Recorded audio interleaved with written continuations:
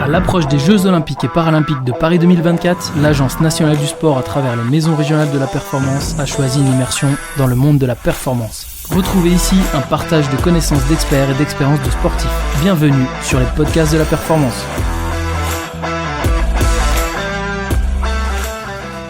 Dans ce podcast, nous parlerons du sport de haut niveau et des cycles menstruels avec Juliana Montero.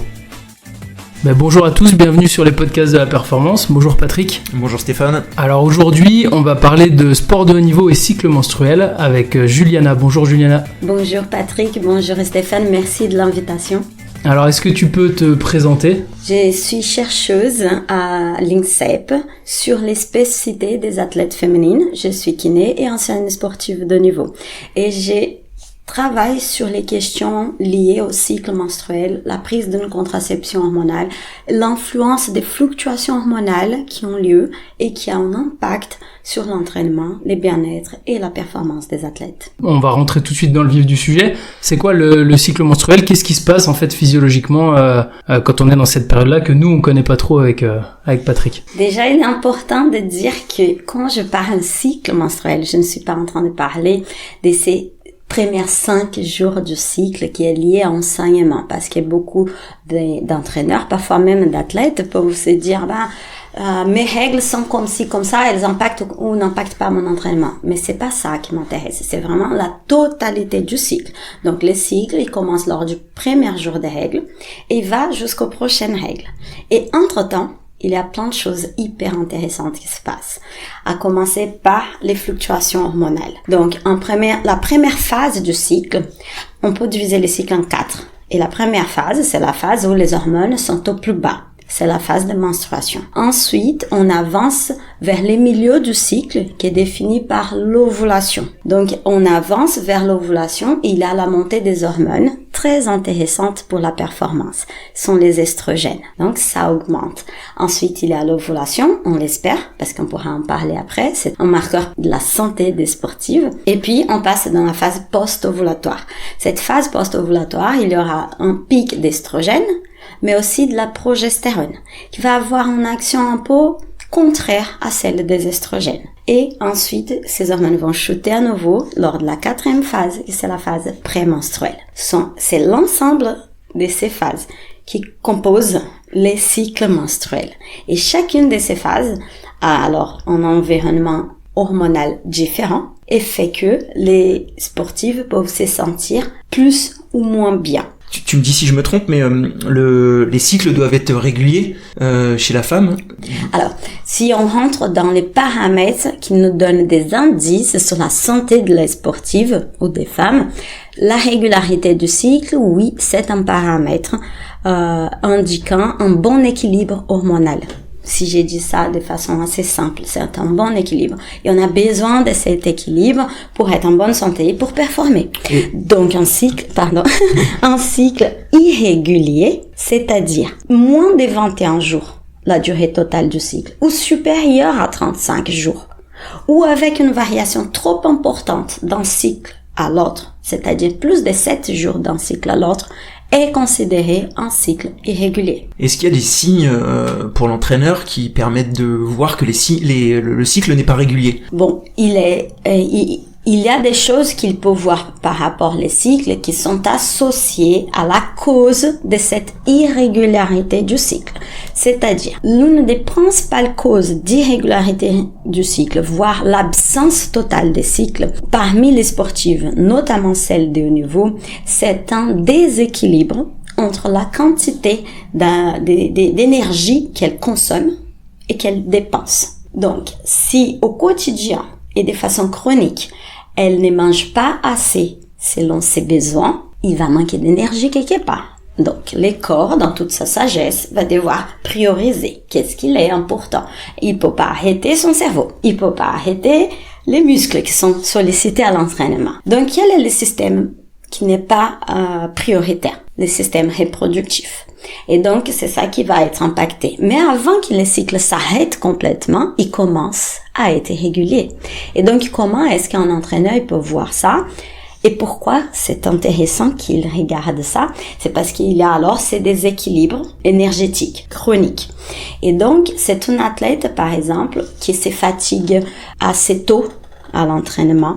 C'est une athlète qui a, dans la plupart des cas, un IMC où elle est très fine, mais c'est pas que les athlètes très fines qui vont présenter cela. Tu peux être costaud et encore avoir des irrégularités de cycle, mais aussi des athlètes qui ont un comportement atypique vis-à-vis de l'alimentation, voire typique dans un groupe où il y a plein des soucis, on va dire, avec l'alimentation, c'est-à-dire sont celles qui ne s'alimentent pas correctement à leur faim, et des signes sont alors ces comportements parfois inattendus vers la nourriture, ou celles qui font beaucoup de restrictions alimentaires. Et il suffit de prendre une pause à l'entraînement et disons une semaine de récup et manger correctement, qu'elles vont prendre beaucoup du poids d'un coup. Et cela s'explique aussi par rapport aux hormones qui ont diminué dans tous ces processus.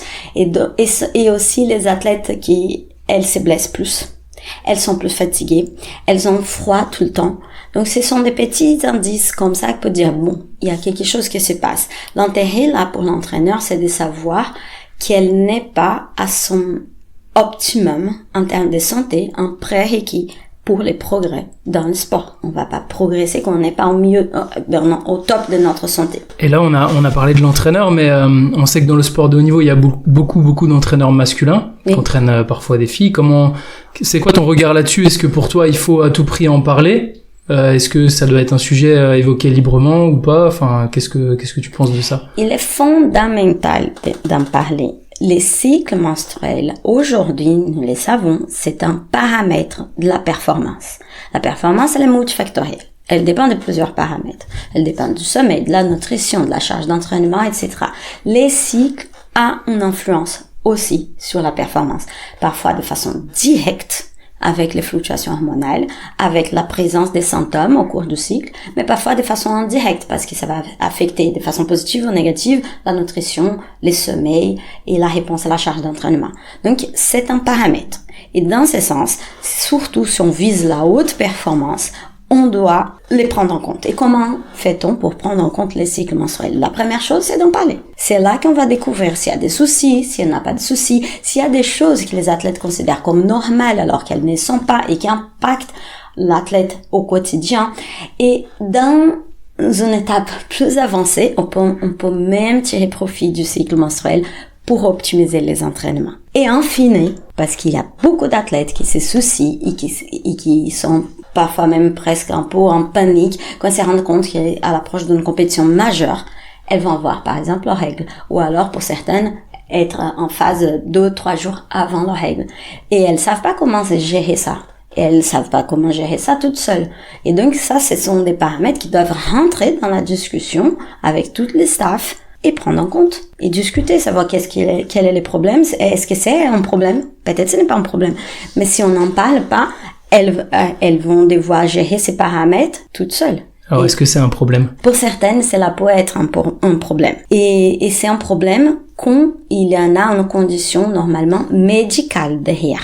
C'est-à-dire, si l'athlète elle a une endométriose, elle va avoir des douleurs des règles beaucoup trop importantes. Et ces douleurs, en plus, elles durent parfois pendant une semaine. Comment peut-on progresser dans le sport si un jour sur 4, dans une semaine au cours d'un mois, on n'est pas en condition de donner notre maximum? Donc ça, c'est un impact direct. Il y a aussi l'impact lié à certains symptômes. Les symptômes du syndrome prémenstruel, par exemple, qui entraînent la rétention d'eau. Pour des sports d'endurance, notamment avoir les jambes lourdes, ça, c'est un impact direct. Pour d'autres, quand elles n'ont pas de symptômes, il n'a pas d'impact négatif. Et c'est là que c'est hyper intéressant de discuter parce que, en fait, on pense que c'est inhérent à la condition d'être une athlète féminine, d'avoir un souci là-dessus. Alors qu'en fait, c'est qu'on observe, selon les études que nous avons menées là-dessus, c'est que ce qui impacte négativement les cycles sont les symptômes. Donc, une fois qu'on apprend à connaître quels sont les symptômes récurrents, pourquoi on a ces symptômes, on peut combattre les symptômes et ainsi combattre les problèmes. Et après, les fluctuations hormonales en soi ne posent pas de problème. Au contraire, c'est là qui permet même d'optimiser l'entraînement. Donc, avant, on pensait que ce serait la chute hormonale qui forcément va entraîner des problèmes, alors que non, ce sont les symptômes qui entraînent les problèmes. Tu nous as dit que on pouvait optimiser ses performances. Alors là, j'imagine que toutes les sportives vont être intéressées et t'écouter. Est-ce que tu peux nous expliquer comment est-ce que cela se produit et cela se fait? Donc déjà, la première chose, c'est si on a des symptômes, et quand je parle de symptômes, ce sont les douleurs des règles, les maux de tête, la fatigue augmentée, les fringales, parce que les fringales aussi, elles veulent dire quelque chose de très important, et ça c'est très très commun. Donc la première chose, c'est de comprendre quels sont les symptômes récurrents pour savoir, en fait, quelle est la cause derrière. Je pourrais en parler pour donner quelques pistes et traiter ces symptômes. Ok? Ça, donc, ici aussi, il y a trop de douleurs, trop de choses qui ont un impact négatif. Allez voir un médecin. C'est impératif. Ok. Donc, une fois on sait déjà gérer les cycles menstruels, donc on est dans un cas d'un cycle en bonne santé, c'est là qu'on peut espérer aussi d'avoir les fluctuations hormonales attendues dans un cycle en bonne santé, parce qu'on parlait tout à l'heure d'un cycle irrégulier. Dans un cycle irrégulier, les hormones très intéressantes pour la performance commencent à diminuer. Donc, ça ne s'applique pas. Donc, c'est aussi, on a des troubles du cycle, comme les cycles irréguliers. Il faut déjà essayer de trouver quelle est la cause derrière, corriger, pour ensuite parler d'optimisation.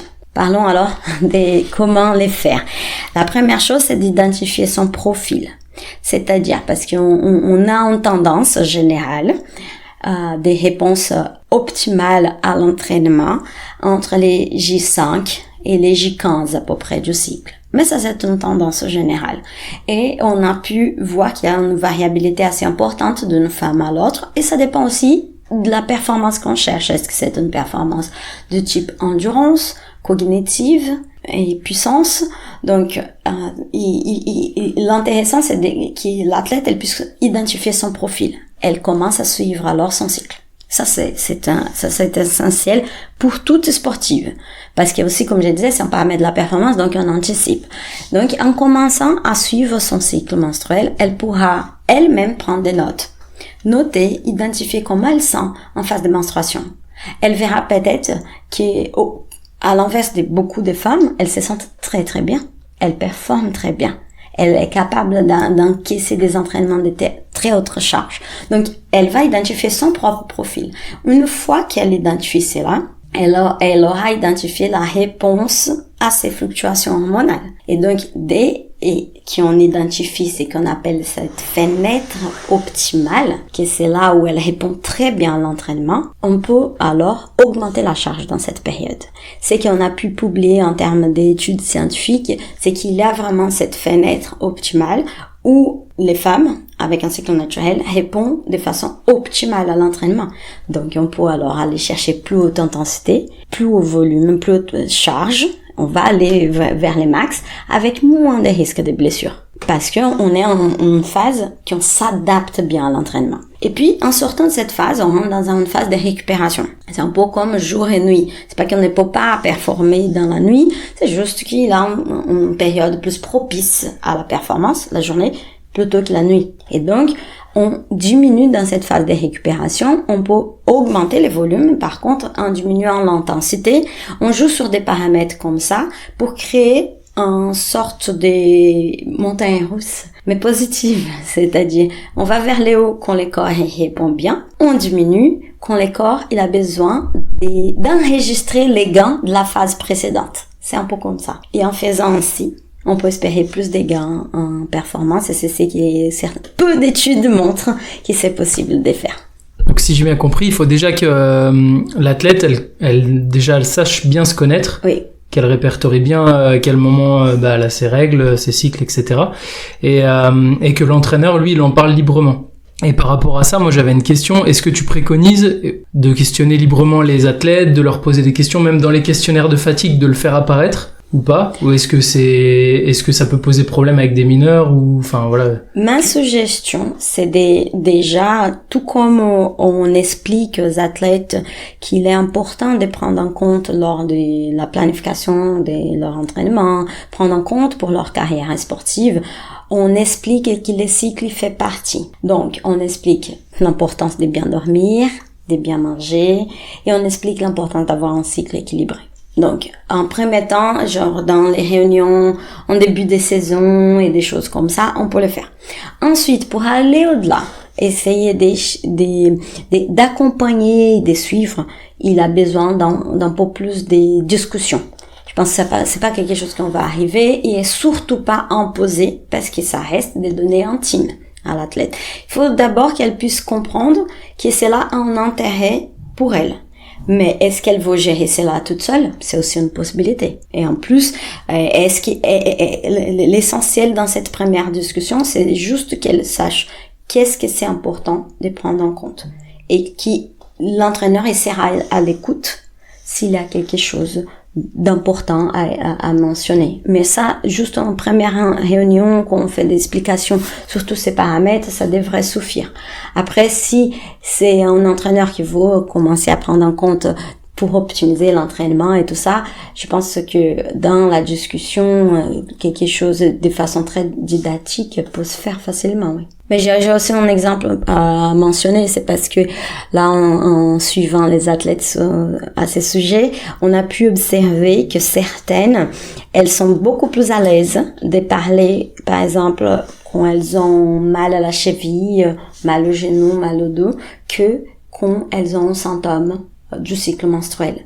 Alors que en faisant les études sur leur mobilité sur les terrains, donc vitesse, accélération, etc., on a pu voir un impact plus négatif des symptômes que des blessures musculosquelettiques qui ne les empêchent pas de s'entraîner. Et parfois, elles vont dire qu'elles ont mal à la cheville, alors qu'en fait, c'est parce qu'elles veulent ralentir un peu l'entraînement, parce qu'elles ont mal, par exemple, lié aux douleurs des règles. Donc, si on peut créer un environnement qui l'athlète, elle sait que l'entraîneur est au moins à l'écoute, elle va peut-être dire comment elle se sent plus librement. Il y a une certaine phase du cycle menstruel où il y a où les blessures arrivent ou pas du tout, c'est interindividuel. Ça, c'est une question encore pas très conclusive dans la littérature scientifique. On n'a pas encore bien tranché cette question parce qu'il y a des études des qualités moyennes montrant différents impacts des différentes phases du cycle. À la base, initialement, l'hypothèse majeure était que à l'approche de l'ovulation, il y a aussi d'autres hormones qui vont être libérées et qui pourraient augmenter la laxité ligamentaire, donc augmenter les risques des lésions du type de torsion à l'approche de l'ovulation. Mais comme je vous ai expliqué ici, c'est aussi la phase qui a une montée des estrogènes qui favorise la puissance, favorise la prise des masses musculaires, mais joue un rôle aussi sur la vitesse, la capacité de générer des grosses accélérations, donc exposerait aussi l'athlète à une inertie plus grande des mouvements et donc des blessures. Donc on n'a pas bien encore identifié de façon claire ces risques des blessures liées aux phases du cycle. C'est plutôt individuel, mais dans le sens où les symptômes, encore une fois, ils peuvent augmenter les risques des blessures. Pourquoi? Une athlète qui va s'entraîner et elle a mal, ou elle a peur de se tâcher, ou elle a les jambes lourdes, elle est plus fatiguée, déjà les focus cognitifs il est peut-être moins sur la science, c'est un risque. Si elle est plus fatiguée aussi, c'est un risque. Si elle n'est pas dans sa santé optimale, c'est un risque, mais c'est plus lié aux symptômes, encore une fois, que les cycles en soi. Je reviens un peu sur la douleur, parce que tout à l'heure tu as évoqué le fait que la douleur ça pouvait produire des baisses de performance, on en est tous conscients. Est-ce qu'il existe des techniques, des méthodes pour gérer cette douleur, pour la diminuer, voire pour la faire disparaître? Je sais pas du tout. Oui. En première chose, c'est vraiment important de discuter avec les athlètes que si leur douleur elle est trop importante, il faut aller voir un médecin parce qu'il peut avoir une pathologie derrière. Donc ça c'est un premier point. Néanmoins, il est fréquent, beaucoup de femmes ont des douleurs qui ne sont pas trop importantes, mais elles sont assez pour gêner une pratique sportive. À savoir aussi qu'on a ces douleurs-là et on s'entraîne de façon très intensive, ça augmente la douleur. Alors que si on s'entraîne en intensité modérée, ça va soulager la douleur. Ça, c'est un point à savoir. Mais il y a des choses aussi qu'on peut mettre en place. sur les plans nutritionnels et sur les plans immédiats, c'est-à-dire j'ai déjà la douleur. Sur les plans nutritionnels, toute stratégie alimentaire anti-inflammatoire va aider à diminuer les douleurs des règles. Parce que les douleurs des règles, elles sont associées à la libération des prostaglandines qui est inflammatoire. Donc, et les études montrent que les femmes, par exemple, qui en consomment moins d'aliments anti-inflammatoires, notamment riches en oméga 3, comme c'est le cas des poissons gras, si c'est pas 3 fois par semaine des poissons gras, ce n'est pas assez pour une femme. Ok, et ça n'a pas besoin d'être qui les poissons gras, mais c'est des portions d'oméga 3. Ok, donc et ça, dans l'alimentation de nos jours, c'est assez facile de ne pas répondre à ces besoins-là. Donc, il manque une alimentation riche en oméga 3. Il va avoir un lien, c'est pas si direct comme j'explique, mais c'est pour donner une idée des influences, mais pas une alimentation comme ça qui est trop riche aussi en produits transformés pour augmenter les douleurs aussi. Donc, si on met en place, on identifie d'où viennent ces douleurs et on discute un peu avec l'athlète, on va voir dans son alimentation, il n'a aucune source d'oméga 3, bah, elle aura plus mal pendant les règles. Ok, mais les douleurs, elles sont là. Qu'est-ce qu'on peut faire? Déjà, comme j'ai dit, en fait, il y a la libération de prostaglandine qui va entraîner ces douleurs en raison de la contraction de l'utérus. Donc, c'est ces muscles lisses là qui va se contracter. Et comme dans un effort très intense et lactique, il va lui manquer d'oxygène. Et c'est lactique. Et ça fait mal. L'idée, elle est là même d'un effort max. C'est la même idée. Donc, il nous faut un peu plus d'oxygénation locale. Qu'est-ce qui peut augmenter alors? L'oxygénation locale dans la région pelvienne, tout exercice de mobilisation. Donc, du moment que ça commence à venir la douleur, une bonne piste, par exemple, les matins, les sportives, elle se réveille, elle sait déjà qu'elle va avoir un peu mal, parce qu'on sait, il y a une petite douleur qui énonce son arrivée. Donc, faire 20 minutes d'exercice de mobilisation locale du type yoga, du type pilates ou plus simple mais qui peut aider aussi, c'est un jogging, un footing, intensité modérée, légère. Ça va marcher. Par contre, si on part déjà sur une activité physique très intense, avec des sprints et tout ça, ça va augmenter la douleur. Une autre chose aussi qu'on peut faire, il y a des techniques de strapping qu'on appelle, vous voyez ces bandes adhésives des kinés. Ah, les K-tape de couleur, là? Oui, tout à fait, oui. C'est K-tape, exactement.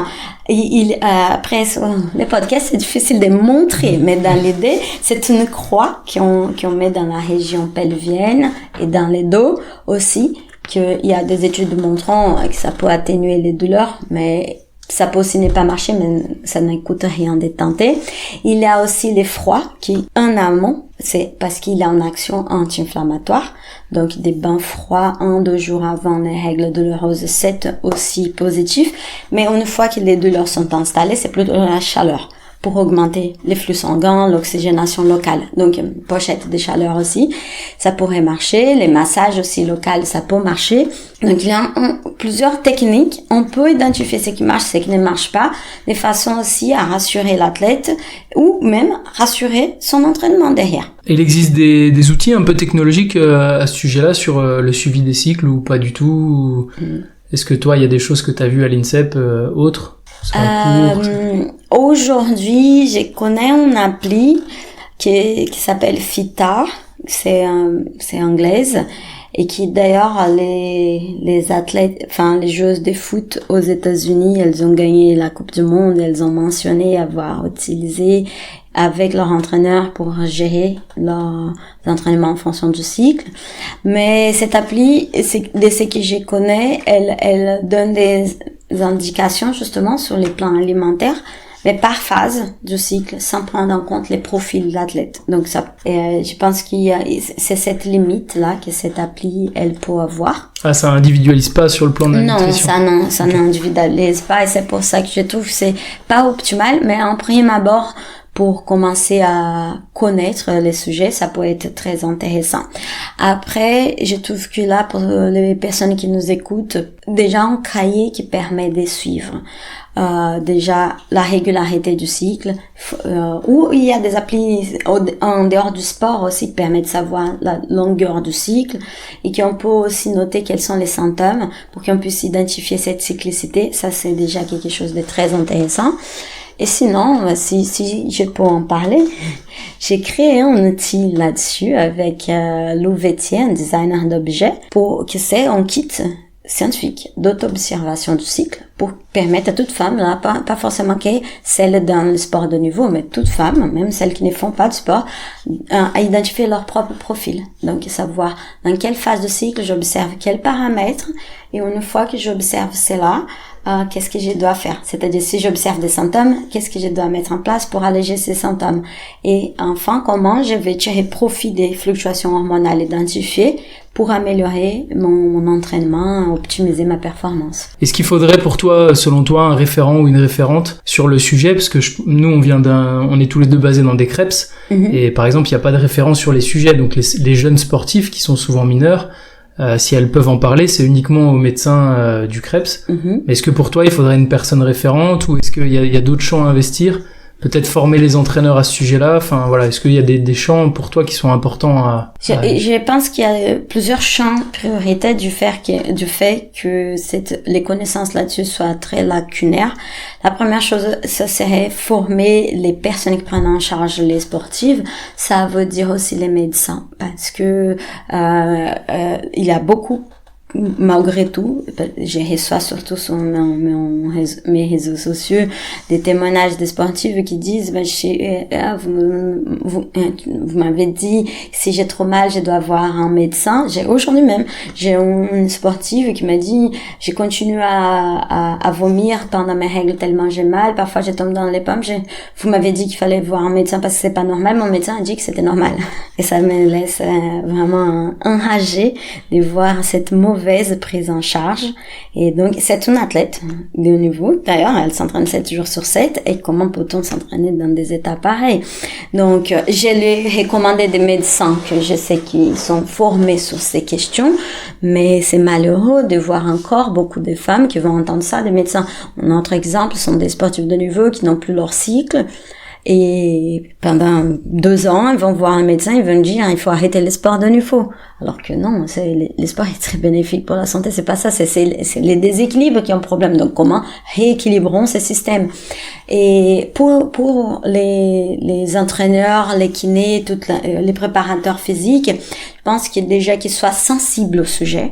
C'est une première chose pour créer un environnement propice à la discussion avec l'athlète. Ça, c'est déjà très bien. Et après, bien sûr, pour ceux et celles qui veulent aller plus loin, vraiment prendre en compte la physiologie féminine pour maximiser les résultats à l'entraînement, ça serait génial. Un petit plus. Alors dans quelques jours on arrive aux Jeux Olympiques. Comment est-ce qu'on peut gérer son cycle si justement sur une compétition phare comme celle-ci, si les menstruations arrivent pendant cette compétition? Mais c'est ce qu'on a fait avec celles qui ont participé à notre suivi. Comme j'ai expliqué, comme les cycles est un paramètre de la performance, on va pas s'interroger sur cet impact-là 10 jours avant les Jeux, mais 1 an avant, voire plus. C'est ce que nous avons pu faire, et c'est qu'on a mis en place. C'est un calendrier déjà pour celles qui sont sous pilule. Ça, c'est plus facile à digérer, mais quand même, on a anticipé les calendriers de façon à tomber dans la bonne phase pour certaines athlètes pendant leur compétition. Donc déjà, tout est fait. Et pour faire cela, on peut pas faire les changements en dernière minute. Au contraire de ce qu'on peut penser, et au contraire de la pratique qu'on va assez souvent, et nous-mêmes au début, on recommandait, entre guillemets, parce qu'on peut pas recommander, mais on acceptait comme une suggestion possible pour les athlètes que faire l'enchaînement des plaquettes, c'est-à-dire elles respectent pas la pause des 7 jours, 4 jours, ça dépend du type de pilule, du moment qu'elle n'est pas continue, et elles enchaînent avec une plaquette. De cette façon, elles n'ont pas des saignements pendant la compétition. Néanmoins, de façon individuelle, mais pour toutes celles que nous avons suivies jusqu'à là, c'est pas une démarche qui favorise la performance. Et pourtant, c'est ce qui font les athlètes, ou même il y a des recommandations sur le plan médical, ça n'empêche pas la contraception, donc il y a pas de contre-indications, mais sur le plan de la performance, on ne recommande plus cette pratique sans avoir déjà mesuré quel est l'effet de cet enchaînement. Et donc, ça pourrait paraître simple pour quelqu'un sous pilule pour gérer les jeux de dire juste enchaîne ta plaquette, si c'est le cas. Non, on a décalé au long des plusieurs mois pour tomber les bons moments. Donc ça, c'est quelque chose, encore une fois, on anticipe. Et celles qui ont les cycles naturels, tout ce qu'on a mis en place, on a mis en place avant. De façon, t'as mal. Qu'est-ce qu'on peut faire pour que tu n'aies plus mal? T'as une fatigue augmentée pendant les règles. Mais pourquoi cette fatigue? Est-ce que tu perds trop de fer? Est-ce que tu as des saignements abondants? Ben oui, donc tu seras fatigué les jours de tes règles. Donc il faut corriger ça en amont. Donc est-ce qu'il y a une alimentation pauvre en fer? Est-ce qu'il faut de la supplémentation avec un médecin? Tout cela on a mis en avant bien avant les jours. Ouais, et maintenant, certaines, on sait qu'elles ont des grosses probabilités de tomber pile pendant la menstruation là, pour les jeux, des athlètes pour lesquels on espère même des médailles. Elles sont sereines. Et ça ne sera pas une surprise, et si arrive, elles savent déjà comment gérer. Et ça, c'est encore une fois un exemple. Okay, c'est un paramètre de la perf, et on anticipe. Ça s'anticipe. Et alors j'ai une question d'un entraîneur de gym qui entraîne des mineurs, lui, et justement des filles qui sont encore pas réglées, et il se posait la question justement est-ce qu'il y a plus de risques du fait que ça va arriver, est-ce qu'il faut qu'il essaye de l'anticiper avec elle, enfin quelle solution tu donnerais là? Est-ce qu'il y a des risques de prise de poids aussi? Enfin voilà, est-ce que ça va amener des choses différentes? Il y a, pour les mineurs, il y a un point important déjà. L'entraîneur, qui peut alerter l'entraîneur. Si après l'âge de 15 ans, la fille n'a pas encore été réglée, ça c'est déjà un facteur de risque pour elle. Parce que c'est là qu'elle va construire les capitales osseux, et on a besoin des estrogènes pour cela. Donc si elle commence à tarder énormément pour avoir ses règles, c'est déjà parce qu'il y a un problème, normalement lié au déficit énergétique que j'ai expliqué plus tôt.